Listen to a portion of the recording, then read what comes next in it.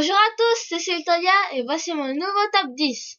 Je tiens avant de commencer à remercier les commentaires que j'ai eus pour ma première vidéo. Ce sont vos encouragements qui m'ont permis de créer cette nouvelle sélection. Les critiques négatives sont aussi constructives. Effectivement, j'ai un peu simplifié Hunter x Hunter. C'est un manga que j'ai adoré et j'aurais pu mieux la décrire. J'avais aussi une mauvaise habitude d'oublier les noms. J'espère que cette fois, je serai moins étourdie. Sans plus tarder, nous sommes partis pour ma top 10 numéro 2.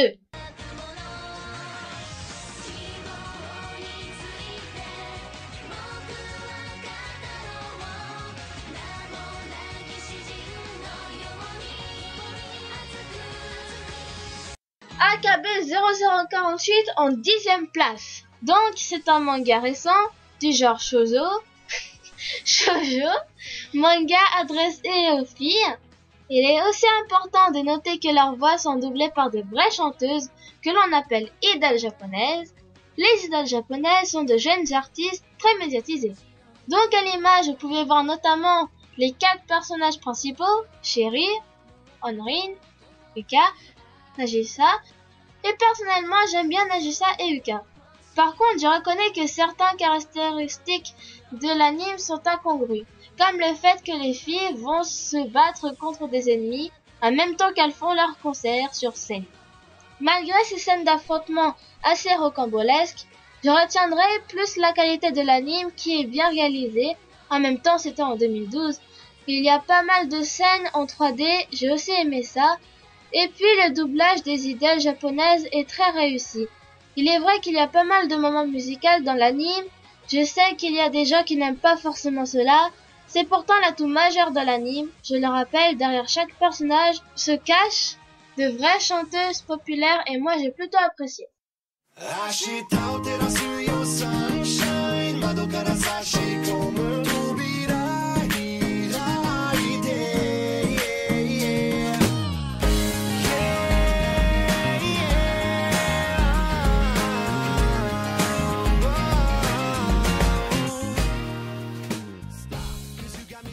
À la 9e place, il y a Nurorian no Mago. L'anime commence avec un jeune garçon du nom de Nura Rikuo. Dans le premier épisode, il semblerait qu'il assiste à l'assassinat de son père. Ce passage reste très mystérieux. Plus tard, on le voit vivre une vie normale où il va à l'école, il y a des camarades, il y a une grande famille. Tout est normal à un détail près. Sa famille est une grande famille de monstres. Des monstres qu'on appelle yokai. Ces créatures qui sont reconnues en tant que mythes par les humains et sont connues pour être des symboles de la terreur. Nura Rikuo fait partie de ces yokai. Jusque-là, les yokai assument leur rôle de méchants monstres. Certains même ont provoqué de nombreuses victimes parmi les humains. Rikuo, qui est à leur tête, va maintenant changer l'ordre des choses. Alors pourquoi j'aime bien cet anime? D'abord à cause du personnage principal. Rikuo, déjà petit, il se fait distinguer de tous ses confrères. Il est déterminé, ambitieux et prend son rôle à cœur. Malgré qu'il était un peu naïf, sa transformation est aussi très bien faite. J'aime aussi les personnages yokai, ils sont drôles, il est intéressant dans ce manga de voir le concept de monstre. Il est montré que ce qui fait d'une personne un monstre, ce n'est pas sa nature, mais les choix qu'il fait.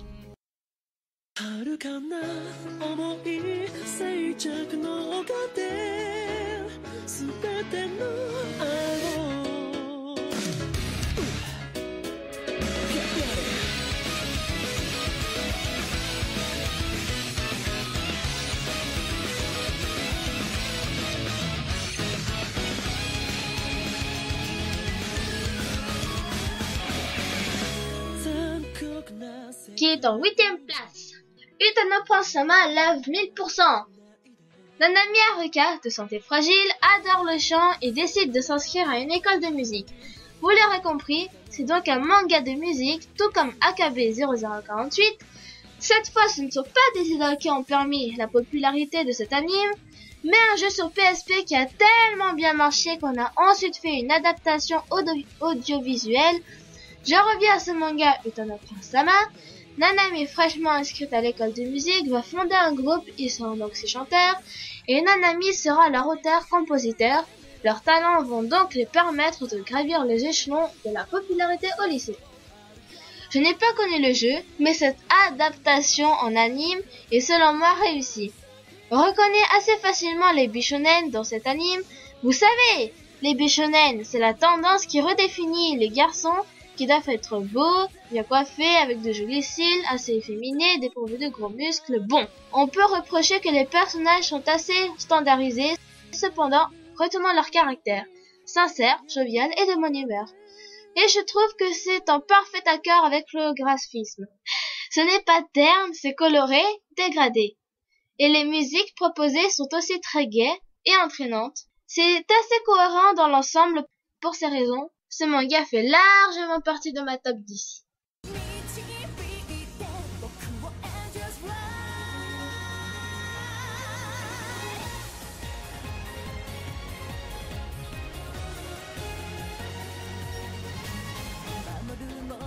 Dog Day à la 7e place. Résumé.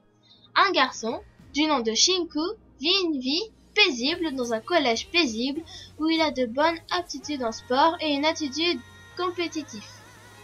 Ce désir d'être le meilleur prouve son envie de briller et de reconnaissance. Eh bien, il ne sera pas déçu car c'est tout un royaume, un monde fantastique qui sera derrière lui pour le pousser à se battre de tout son âme. Il va être propulsé dans un autre monde où les enjeux sont à des années-lumière de sa paisible vie qui semble déjà très lointaine. Appréciation. Le sport est une façon d'exceller et de retrouver l'équilibre du corps. Dans ce manga, le sport est devenu le moyen d'affirmation de tout un royaume et cela rend d'autant plus fier encore ce jeune garçon. Cela m'a beaucoup plu. J'étais à fond derrière Shinku. Le manga a su construire une aventure agile, endurante et intense. Bravo à Dog Day! Yeah!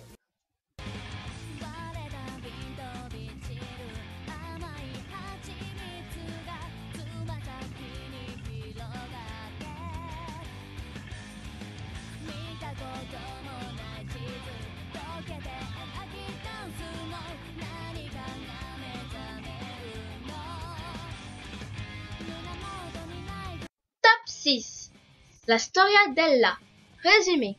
L'histoire se situe sur une île mystérieuse qui s'appelle Regalo. Elle est sous l'autorité d'une organisation mystérieuse dont le chef de la famille s'appelle Mondo. Celui-ci veut instaurer une société utopique et cherche à faire prospérer sur cette île l'économie, la sécurité et la santé. Proche de la retraite, Mondo est inquiet pour la prospérité de son île. Il n'a qu'une fille, il choisit donc d'organiser un tournoi. Pour choisir celui qui prendra sa place, soucieux de ne pas être assez généreux, il offre en plus la main de sa fille ainsi qu'un vœu pour l'heureux gagnant. Appréciation. L'idée est assez originale, on en revient à une époque moyenâgeuse où la vie d'une fille est prédéterminée par son nom et ses aïeux, et en même temps, on se retrouve à une époque plus récente puisque ce n'est pas le sang royal qui détermine le statut, mais la méritocratie. Ainsi, celui qui aura combattu, avec le plus de vaillance et d'amour sincère, gagnera sa place de successeur. Je précise juste, ce manga n'a rien à voir avec l'effet de l'amour.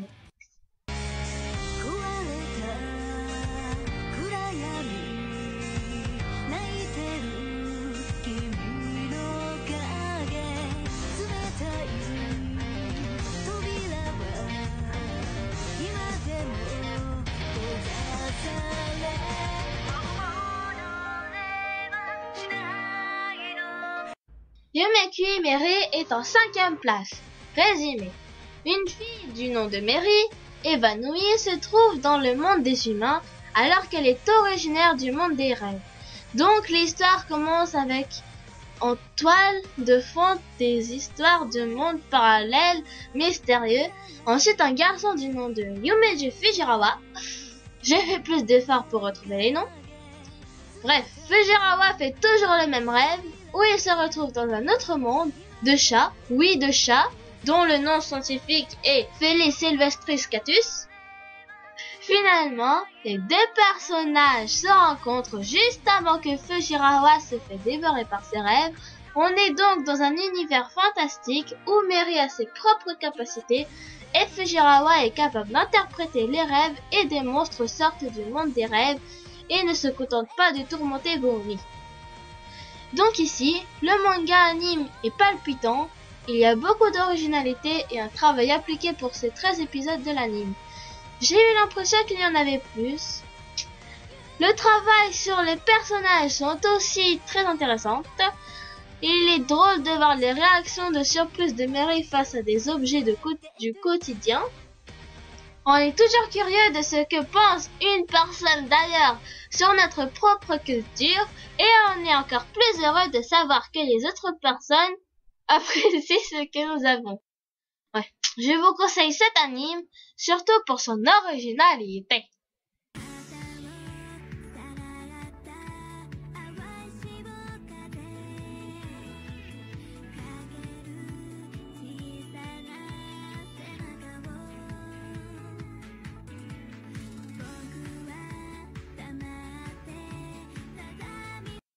Najino Azukaria est en 4e place. Le résumé.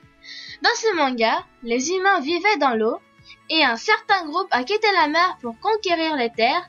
Leur évolution non amphibienne leur a ensuite empêché de revenir dans la mer. C'est dans ce contexte qu'un groupe d'enfants amphibiens va rejoindre la terre et vont vivre avec les terriens. Dans la culture japonaise, on peut classer ce manga dans les shaikai. Shaikai, ce sont des mangas qui traitent des problèmes sociaux.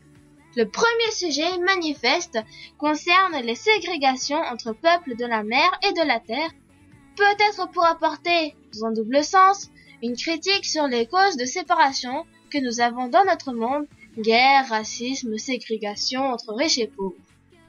Le deuxième sujet peut concerner l'intégration mise en scène par l'arrivée de ces enfants de la mer. Quel accueil reçoivent-ils? Est-on hostile ou tolérant avec les nouveaux venus? Et dans quelle mesure? Enfin, dans le troisième sujet, on va aussi s'attarder pas mal sur les histoires sentimentaux des personnages, on verra aussi leurs problèmes familiaux. Mis à part cette histoire assez singulière, c'est l'anime, le dessin en lui-même que j'ai trouvé très captivant. Les couleurs, les lumières sont sublimes. Le décor est très bien travaillé, la plupart des scènes sont très vastes et en même temps pleines de petits détails, très réalistes et très pittoresques. Le ciel, la mer translucide, les ports sont comme des paysages peints, des tableaux d'artistes. Bravo sur ces points. J'ai aussi aimé l'histoire, le rythme de narration est différent des autres mangas, elle est assez lente mais je ne me suis pas ennuyée grâce, je me le répète, vous serez en totale immersion dans ce magnifique décor. C'est un anime unique en son genre et je vous le conseille très fortement. Yeah!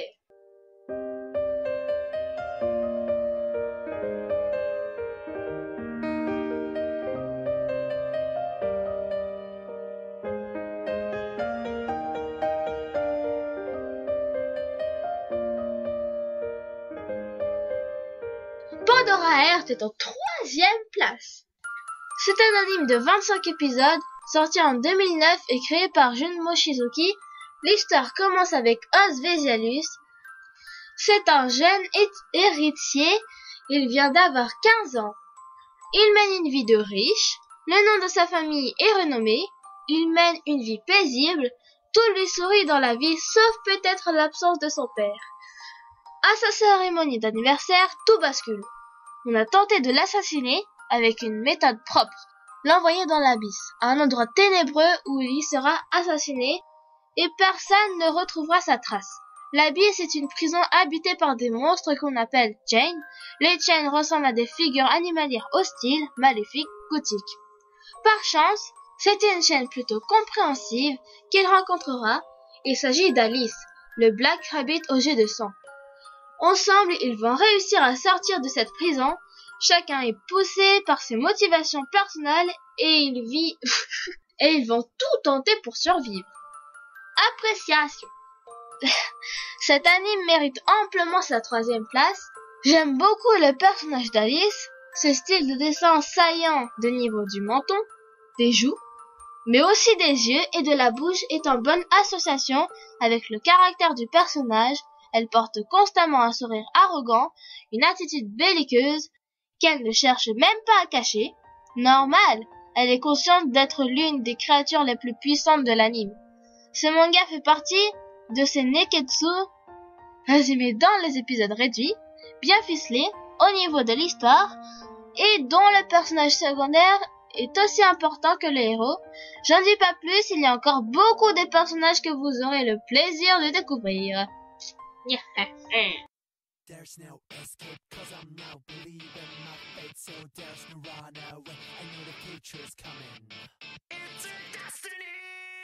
Force time to roll the fate is mine. In this world you will remain. Time I think not to run away. Save myself from deep inside the sea. Force time to roll the fate is mine. À la 2e place, qui est Camino Puzzle.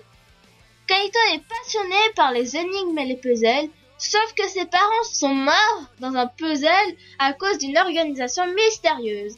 Cette organisation va s'intéresser à Kaito pour son don des puzzles. Alors, petite explication. Les puzzles, c'est quoi?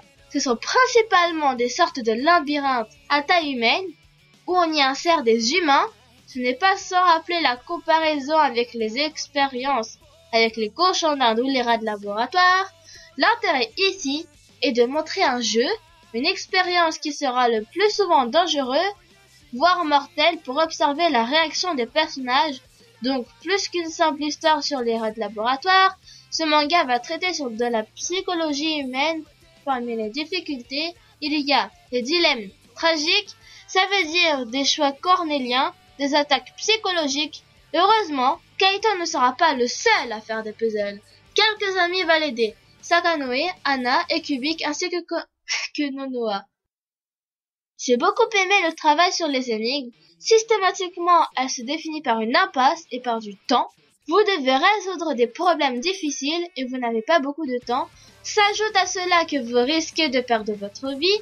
Et voilà, c'est le cocktail parfait pour des moments critiques, tendus où on retient son souffle.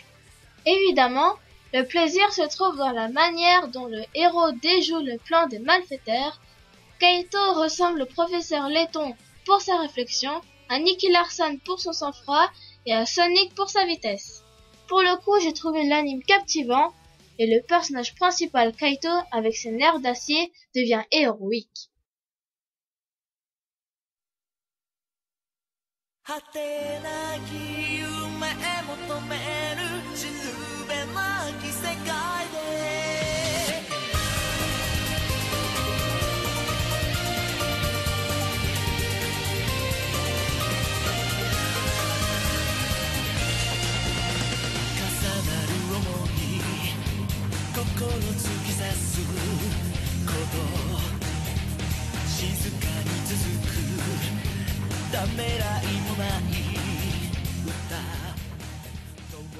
Mon premier manga préféré, Tsubasa Reservoir Chronicle. Tsubasa Chronicle est sorti en anime en 2005. Il y a 52 épisodes et relate le récit de Shaolan et Sakura. Brièvement, l'histoire raconte la mésaventure de Sakura qui a perdu sa mémoire. Étant devenue coquille vide, elle était en danger de mort. Et Shaolan va essayer de la sauver en voyageant dans différents mondes et en rencontrant une sorcière qui va l'aider en y ajoutant une terrible condition. Sakura sauvée devra oublier leur histoire passée. Évidemment, d'autres personnages avec leur histoire personnelle viendront aider Shaolan. Ce manga est plutôt inscrit dans le genre tragédie, non pas qu'un personnage devra obligatoirement mourir, mais que la fin sera fatalement triste. Donc, au mieux, Sakura sera sauvée, mais amnésique. Au pire, elle meurt tout simplement. Mais à quoi servirait alors 1000 ans d'existence si on n'a aucune histoire à raconter? Cette histoire m'a bien plu, Non, mieux, je l'ai kiffé! Malgré que la fin est assez prévisible, on a toujours un peu de mal à commenter un manga qu'on a vraiment aimé. Je trouve aussi touchant le dévouement de Shaolan envers Sakura, mais je noterai comme point négatif, les derniers épisodes sont introuvables. Si vous savez où les trouver, envoyez-moi les liens en commentaire, faites-le! Voilà, cette vidéo va s'achever. Je connais encore plein d'autres animes, c'est pourquoi ces 10 là sont pour moi les meilleurs, avec évidemment le coup de cœur pour le premier. N'hésitez pas à partager vos avis, votre anime préféré, vos critiques aussi. Sur ce, c'était Syltolia Persec, à la prochaine! J'ai beaucoup... J'aime beaucoup le personnage d'Alice.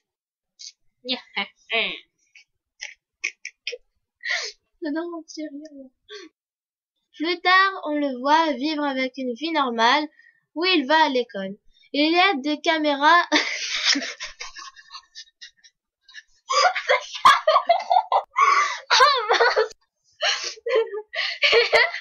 J'ai pourtant bien lu camarade, mais j'ai dit caméra sans faire exprès. Ce manga donc, on peut reprocher que les personnages sont assez standardisés. Je l'avoue, il vous remarquer que j'en l'ai, n'est-ce pas? Les épisodes sont introuvables si vous savez où les trouver. Très réalistes et très pittoresques. Le ciel, la mer, translution, c'est quoi ça? Mais je ne me suis pas ennuyée, je me répète, vous serez total. Qu'est-ce que ça? Ah, j'en ai pas fait. Yumeku Meri est en position de 5e. Enfin, non, c'est pire que je... Voilà, pas mal. Juste.